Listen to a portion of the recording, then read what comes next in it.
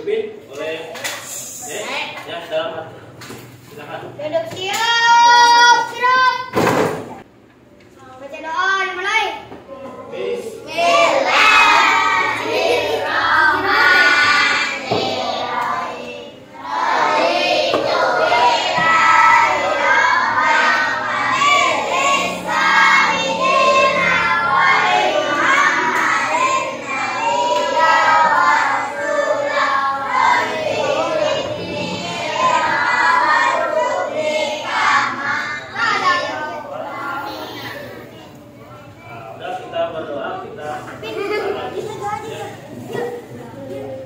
Sebelum kita mulai pembelajaran hari ini, Bapak ingin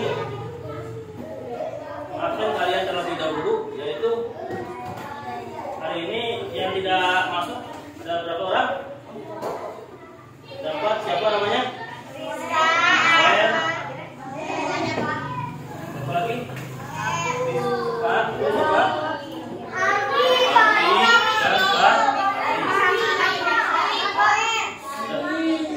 Kita doakan yang tidak masuk semoga diberikan kesembuhan dan disehatkan kembali seperti sehat sedia. Ya Allah, amin ya rabbal alamin. Nah, hari ini ingat materi sebelumnya, yaitu tentang surat Al-Maun. Nah, kita akan bahas apa itu Al-Maun. Masih ingat? Yaitu adalah arah barang yang berguna.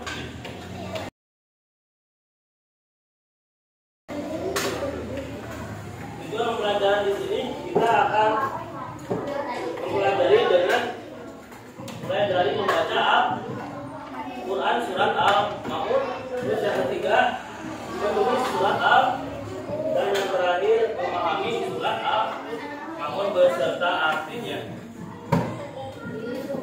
Nah, siswa di sini pada pembelajaran kali ini Bapak ingin kalian untuk memperhatikan dari 4 poin ini. Ada kelompok yang pertama tadi untuk menulis, terus yang kedua ada yang membaca, dan yang ketiga mengarti, dan yang terakhir memahami kandungan surat Al-Maun. Sudah kita baca ya. Kita baca terlebih dahulu, ikuti dari video pembelajaran berikut. Nah, lihat.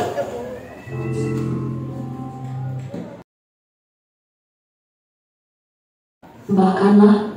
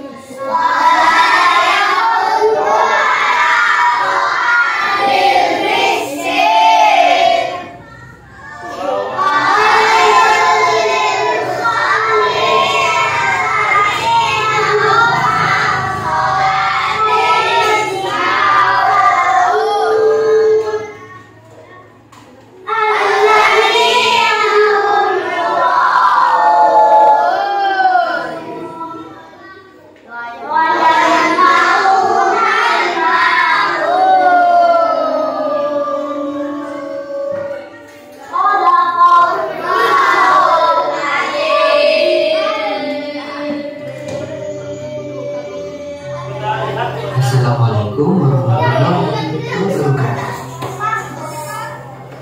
Pesan pokok surat Al-Maun punya ayat 1 sampai dengan 3 surat Al-Maun menyebutkan bahwa ada orang yang identitasnya diperselisihkan oleh para perawi, yaitu Abu Sufyan, Abu Jahal, Al-Ash bin Walid atau orang lain yang setiap minggu menyembelih seekor unta. Suatu ketika ada anak yatim yang datang meminta sedikit daging yang disembelih. Namun mereka menghardik dan mengusir anak yatim tersebut. sebab turunnya ayat 4-7. Dalam riwayat diceritakan dari Ibnu Abbas bahwa pada masa Rasulullah ada sekelompok orang munafik yang rajin ibadah sholat. Namun sholatnya tidak diniatkan karena Allah, melainkan karena ingin dilihat dan dipuji orang lain. Ketika dilihat orang lain, mereka terlihat khusyuk. Tetapi ketika tidak dilihat orang lain, mereka sholat seenaknya, bahkan sering menyepelekan dan meninggalkannya.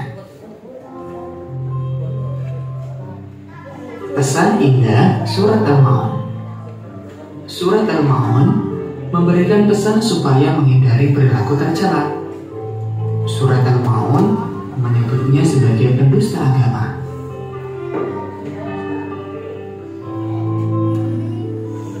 Pada ayat 1, Allah menanyakan kepada Nabi Muhammad tentang orang yang mendustakan agama.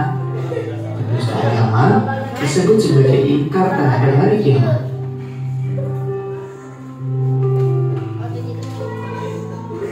Pada ayat kedua, para pendusta agama adalah orang-orang yang menghardik anak yatim, yaitu mereka menyakiti hatinya, berbuat zalim, dan menggunakan hak mereka secara tidak adil, serta tidak peduli terhadap hidup mereka.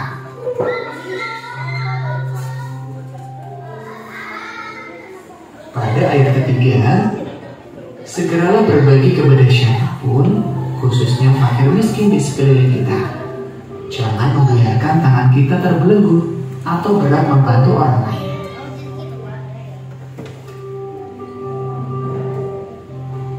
Pada ayat keempat, menerangkan bahwa celaka orang yang sholat tetapi memiliki perilaku tercela.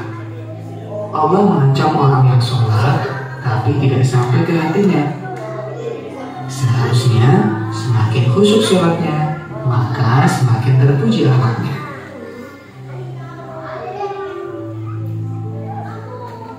Ayat kelima, menerangkan orang yang lalai terhadap sholatnya. Di antaranya malas-malasan, menyepelekan sholat, mengerjakan di luar waktu yang ditetapkan, dan tidak memenuhi ketentuan-ketentuan. Mereka hanya sekedar sholat untuk menggugurkan kewajiban saja.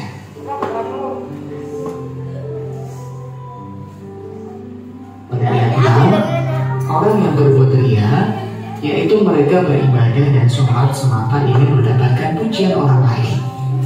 Mereka tidak ikhlas mengabdi kepada Allah. Padahal yang diikuti dengan perbuatan riya atau pamer sangatlah rugi. Pada ayat 7, mencari dan meminjamkan barang untuk keperluan sehari-hari. Dari pesan surat Al-Ma'un tadi, kita bisa mengambil kesimpulan pesan yang terkandung dalam surat Al-Ma'un. Yang pertama, manusia harus memiliki kepedulian terhadap anak yatim. Manusia memiliki rasa empati terhadap fakir miskin. Kita juga harus sholat dengan khusyuk semata-mata karena Allah, dan menghindari perilaku riya atau pamer. Demikian materi kali ini, mudah-mudahan bermanfaat. Wassalamualaikum warahmatullahi wabarakatuh.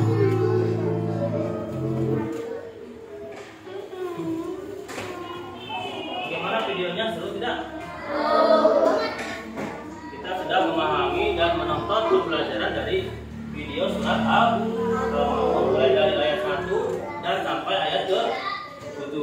Kesimpulannya kita harus apa? Tadi pesannya yang pertama harus menjadi orang yang selalu berbagi kepada orang fakir miskin. Dan yang kedua kita harus menolong dan menyayangi anak yatim. Ketiga kita harus mengerjakan sholat tepat waktu. Dan yang terakhir kita apa?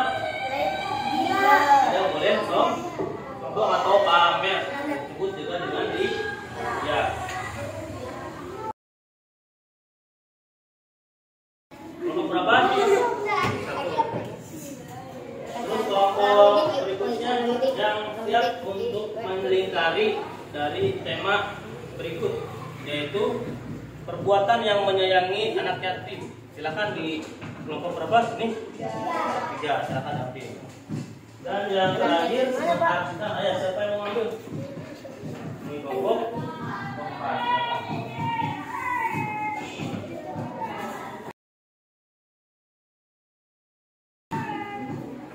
Sudah selesai semuanya? Sudah selesai mengisi lembar kerja yang sudah disebutkan? Sudah? Ya, silakan dibuka. Ada ketua kelompok atau beberapa orang yang untuk mempresentasikan.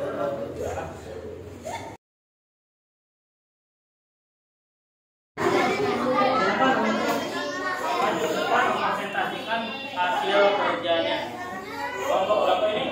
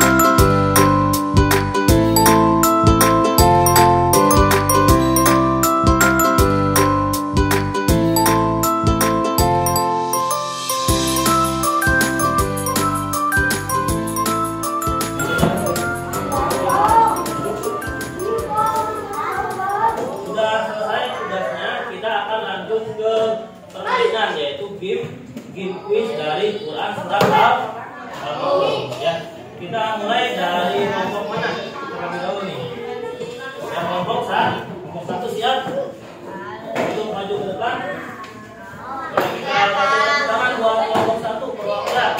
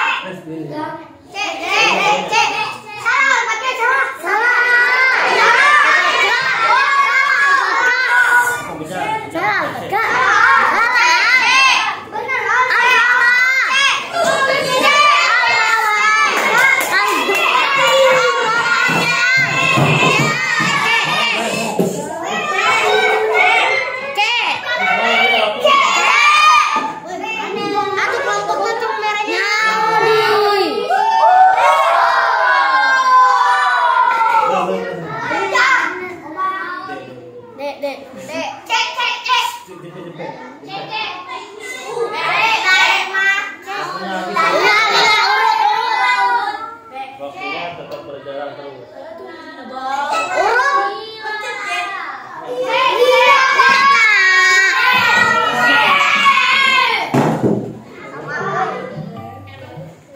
Bagus. Terima kasih ya. Kita sudah mengisi skor dari masing-masing jawaban.